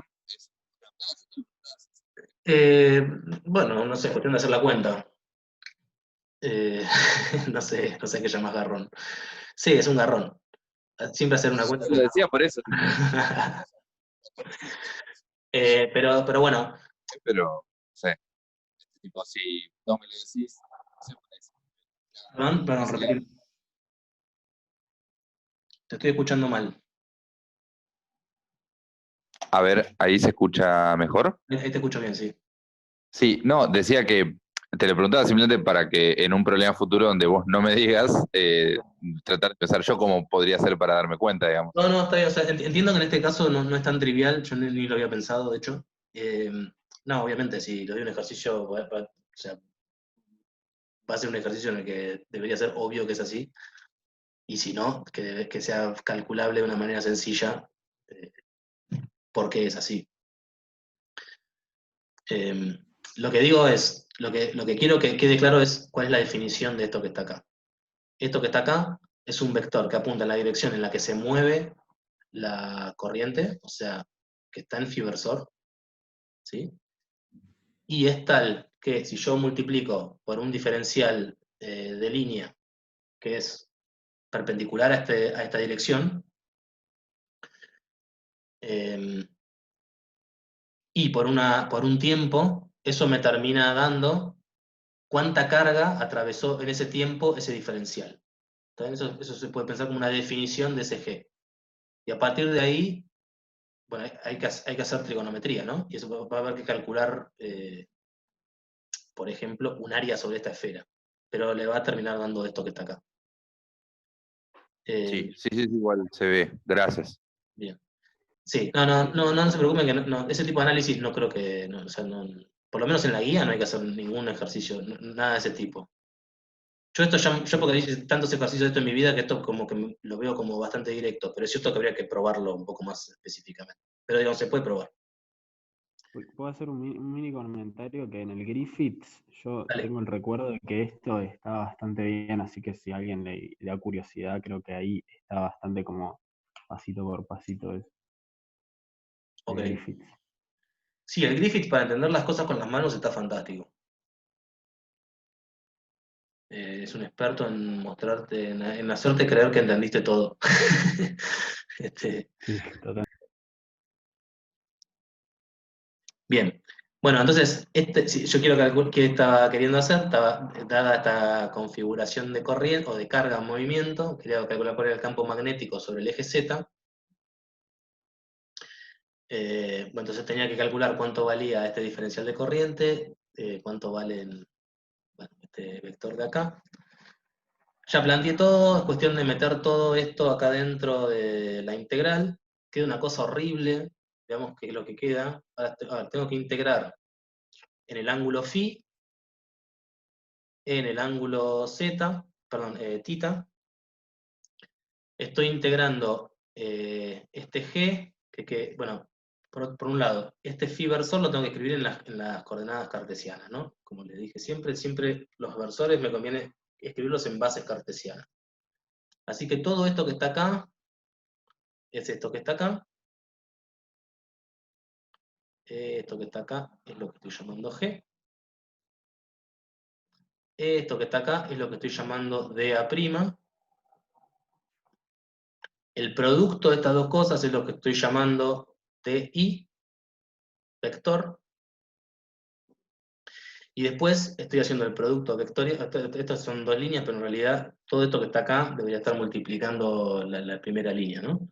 Producto vectorial con esto que está acá, que es el cociente este que tengo acá arriba. Este cociente que tengo acá arriba. Bueno, cuando tengan eso van a tener un montón de productos vectoriales entre X, y Z. Bueno, cuestión de hacerlos. También se pueden dar cuenta que acá abajo, si empiezan a escribir las cosas de manera explícita, van a ver que en el denominador se simplifican un montón las cosas. Por ejemplo, acá tengo un R cuadrado, seno cuadrado, acá tengo un R cuadrado, seno cuadrado, que puedo sacar el factor común, entonces me queda un coseno cuadrado más seno cuadrado, que es 1, y después de acá me va a quedar un R cuadrado por coseno cuadrado de θ, y cuando se lo sume al r cuadrado por seno cuadrado de θ me va a quedar un r cuadrado, o sea que digamos, el denominador se me va a simplificar un montón, cuando jueguen un poco con los números, y va a terminar quedando esto. En el numerador, toda la dependencia en phi va a ser tal que cuando la integre explícitamente se va, perdón, en phi prima, perdón, no en phi prima, sino estos, perdón, claro, voy a tener términos que son pares en phi prima, impares en phi prima, algunos se van a ir, otros se van a quedar, bueno, hagan esta es una cuenta que ustedes la pueden hacer sin problema. Y nada, si tienen alguna duda, consúltenme, pero van a terminar llegando a cuánto vale el campo magnético sobre el eje Z.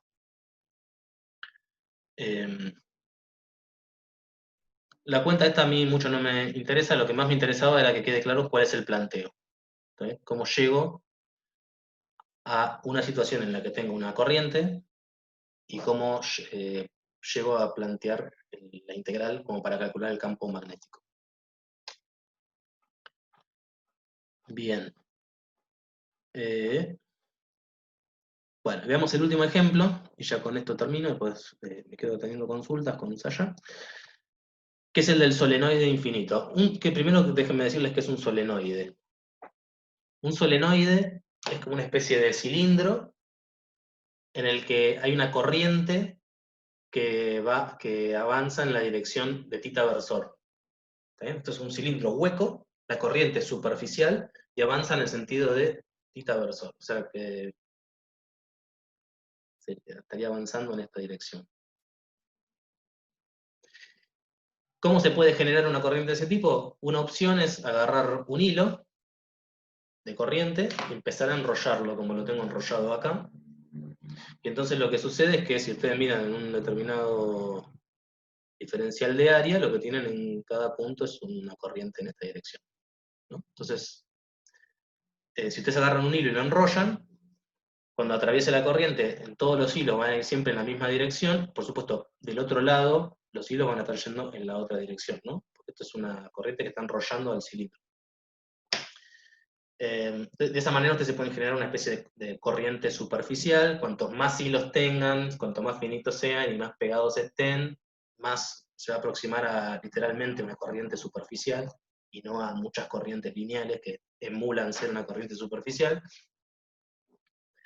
Bueno, y en este ejercicio lo que pide, este es uno de los ejercicios, déjenme ver, porque está en la guía.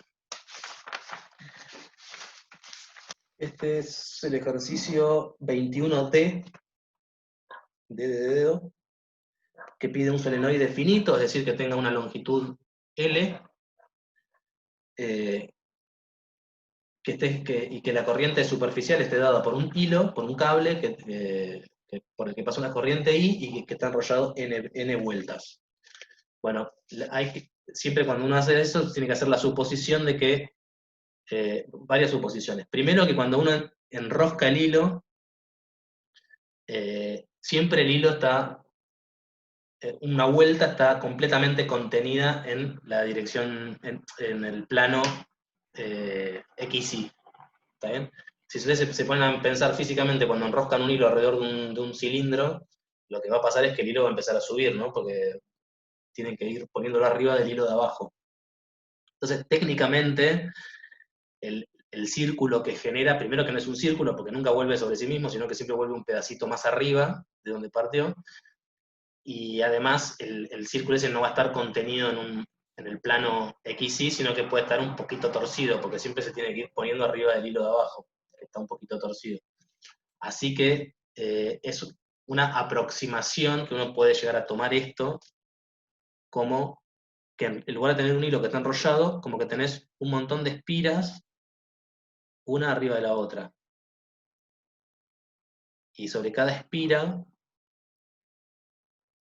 circula una corriente I. O sea, es exactamente lo mismo. Un caso es muy parecido al otro, a menos de alguna pequeña inclinación que en este caso vamos a despreciar.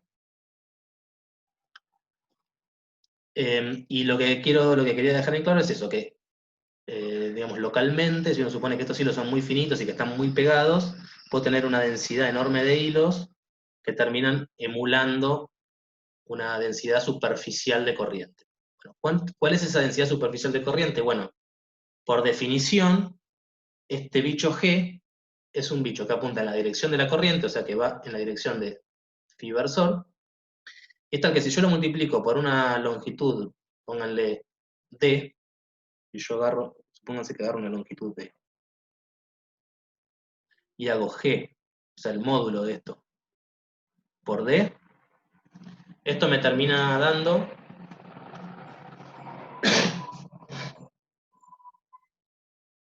la cantidad total de corriente que atraviesa D, ¿no? Para la cantidad total de corriente que atraviesa D es la cantidad de espiras que pasan por D por la corriente que atraviesa cada espira, ¿no? Entonces, si quieren ver cuánto vale el módulo de G, simplemente pueden pasar esto dividiendo y les termina quedando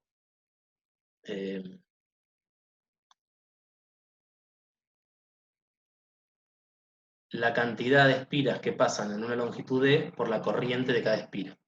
Bueno, en este caso, lo que tengo es n espiras grandes en una longitud L. Entonces, el módulo de G es n mayúscula dividido L por I.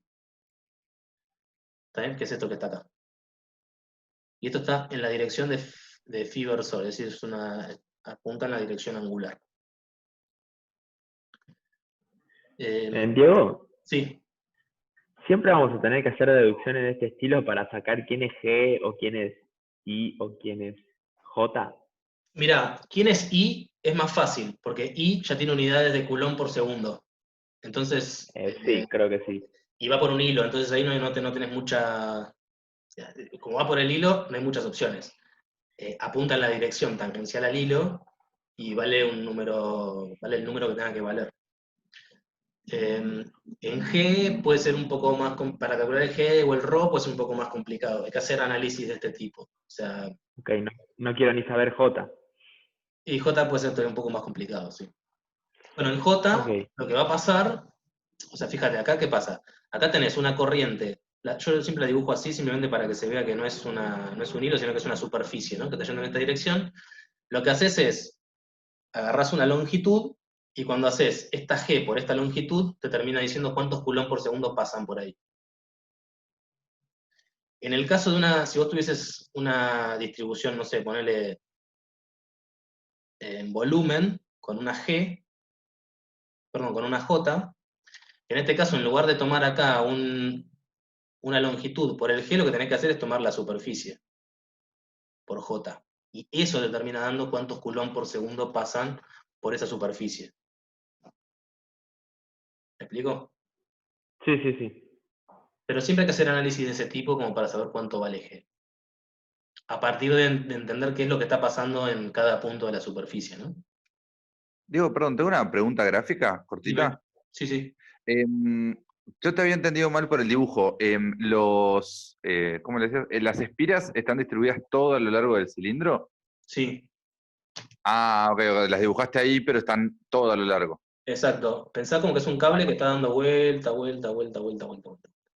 Listo, listo, listo. Perfecto, gracias. Bien. Ok.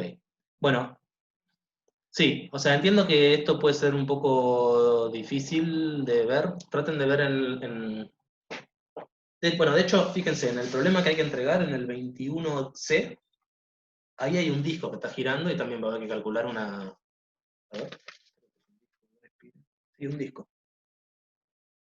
que está girando, así que ahí va a haber que calcular un G. Bueno, prueben de practicar con eso. Si quieren más ejemplos, les puedo dar más ejemplos para practicar. Y también con el caso de la J, que incluso puede ser un poquito... Creo que en el caso de la J suele ser un poco más fácil, porque está más claro qué área hay que tomar. Acá por lo general hay que inventarse una longitud y ver qué pasa. Pero bueno, supongamos que esto está entendido. En ese caso siempre los versores móviles, siempre que voy a meter un vector adentro de una integral, me conviene escribirlo en términos de los fijos. Me pide cuánto vale el campo magnético en el eje, así que lo evalúo en Z versor. R', obviamente esto es un cilindro, así que tomo cilíndricas a radio fijo. Ahora phi' va entre 0 y 2pi, y z' va a ir entre 0 y L, o entre menos L sobre 2 y L sobre 2, depende de dónde pongan el origen. Bien, y el diferencial de área es el diferencial de longitud en phi por el diferencial de longitud en z, porque estamos a R fijo, eso les termina dando esto que está acá. Y bueno, cuando metan todo esto adentro de la definición de B, que es la definición de Biot-Savart del campo magnético, los invito a que muestren que el resultado final les termina dando esto que está acá. Uy, me olvidé esto tiene que estar en Z verso.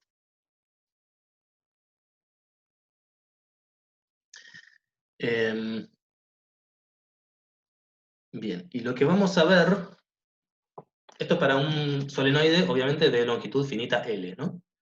También si tienen ganas, prueben de ver cuánto vale si L, cuando L sale el límite de L tendiendo a infinito. Cuando L tiende a infinito, van a ver que vamos a empezar a tener simetrías, igual que teníamos antes cuando mirábamos, por ejemplo, planos infinitos o líneas infinitas y demás. En ese caso también vamos a poder usar argumentos de simetría para calcular fácil cuánto vale el campo adentro. Así que ya que están, tomen el límite del L teniendo infinito de esto y fíjense cuánto vale el campo magnético adentro del solenoide. Un comentario, esto me olvidé de ponerlo, pero recién lo escribí, esto va en Z versor.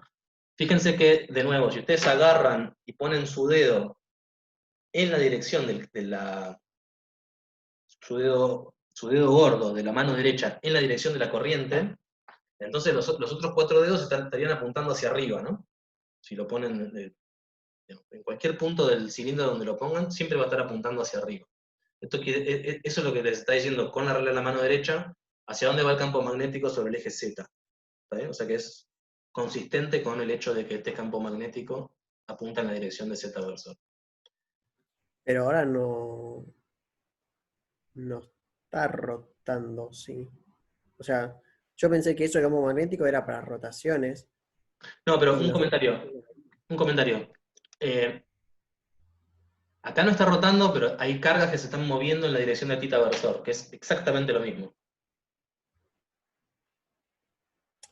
O sea, yo pensé que el dedo gordo iba en este caso en Z y mis dedos eran esas 4 flechitas, por ejemplo. No. La corriente, que es hacia donde se está moviendo tu carga, es hacia donde apunta tu dedo gordo. O sea, tu dedo gordo apunta en tita versor, es hacia donde se mueven esas 4 flechitas. Sí, pero si yo hago eso, o sea, está bien, mis dedos apuntan hacia Z, pero Sí. ¿no tendrán que girar alrededor del dedo gordo? No Claro, entiendo. exactamente. Entonces, digamos, ¿qué pasa? Obviamente, digamos, cada diferencial de corriente va a estar generando su propio campo magnético en cada punto del espacio, ¿no? Lo que pasa es que justo en Z, cuando vos mirás los diferenciales de corriente, o sea, obviamente, déjame decirlo de otra manera. Suponete que, porque, a ver si entiendo hacia dónde querés ir. Suponete que vos mirás este pedazo de corriente que está yendo hacia allá, ¿no? Entonces, Sí. si vos querés mirar en este punto, tu dedo gordo estará apuntando hacia allá.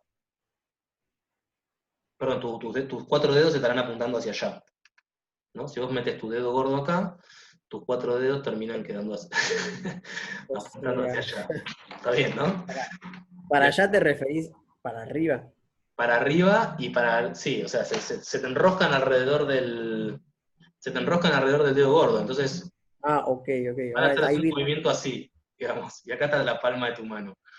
Sí, Bueno, ahora cuando vos mirás del otro lado del cilindro, ahora, va a ser al eh, revés. claro, ahora tu dedo gordo va a estar apuntando hacia allá, Ah, y tu entonces se dedo va va a a estar mantener en apuntando la hacia allá. dirección. Entonces, este diferencial, superpuesto con este diferencial de corriente, terminan dándote algo que va apuntando hacia en Z versor. Absolutamente clarísimo, perfecto. Bien. Pero para nada intuitivo. Intuitivo. Gracias. De nada. Bueno, bueno, acá voy a parar.